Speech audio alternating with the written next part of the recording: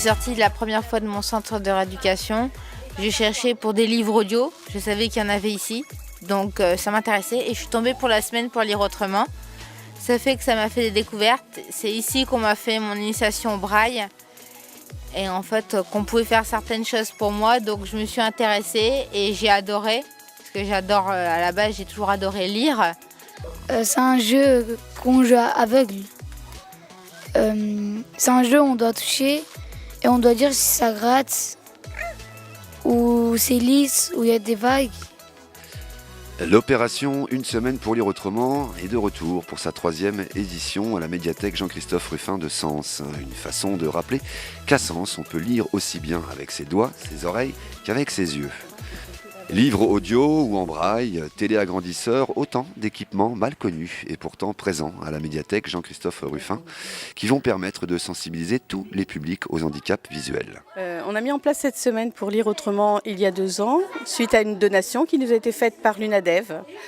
Et c'est l'Union nationale des aveugles et déficients visuels. Leur objectif, c'est de rendre accessibles les médiathèques aux déficients visuels. Donc, on a du matériel et le meilleur moyen de les faire connaître, ça nous a semblé d'être organisé une semaine avec des animations permettant à tout public de tester, de s'initier au braille, de faire des jeux sans les yeux, d'utiliser le matériel également. Et puis cette année, c'est la 3e édition et on a souhaité ouvrir à la langue des signes. Et puis vendredi, on aura toute la journée la joie d'accueillir Olivier Marchal qui écrit des livres sur la langue des signes pour les enfants. Et puis vendredi soir, on va clôturer notre semaine pour lire autrement, parce qu'on peut lire autrement qu'avec les yeux et les oreilles, mais par un spectacle pour tout public, entendant, malentendant, pour vraiment toutes les personnes, qui s'appelle Ulysse Maudit Sois-tu, qui est un spectacle en chant-signe. C'est justement pour faire découvrir au plus grand nombre que des jeux et des découvertes de livres tactiles pour la jeunesse sont proposés. Comme Mustapha du centre de Annie Marraine qui a fait une extraordinaire rencontre avec Alison, une jeune maman devenue non-voyante. C'était quoi ton histoire? Comment t'as fait pour devenir aveugle? Alors déjà de base, en fait, quand j'étais petite, oui, j'étais voyante. Après, j'ai porté des lunettes en étant plus grande. Et par la suite, j'ai commencé à devenir malvoyante. C'est là où j'ai commencé à subir mes opérations. En fait, ce qu'ils ont découvert, c'est que j'avais une chose au niveau de la tête, plus un liquide qui compressait mon cerveau. Au moment où ils m'ont fait l'opération, les billes qu'il y avait sur les nerfs qu'il y avait entre l'œil et le cerveau, en fait, a fait sécher ces nerfs. Et ça a fait que je suis devenue non-voyante totale.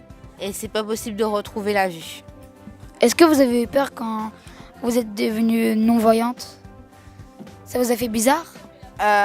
Comment l'expliquer? Ce que j'ai eu peur, c'est le danger que j'allais mettre ma fille en danger mon compagnon, bien sûr moi-même, et pour notre bien-être.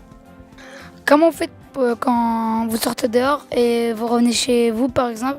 Là, c'est un apprentissage qu'on fait avec un instructeur de locomotion, donc en déplacement. Et c'est toutes des techniques en fait qu'on apprend à bien se déplacer dans un escalier avec la canne, tous les trucs comme ça en fait. Comment vous faites pour choisir vos vêtements? Par exemple, vous voulez changer de couleur? Alors en fait, j'ai un objet qui s'appelle le colorino.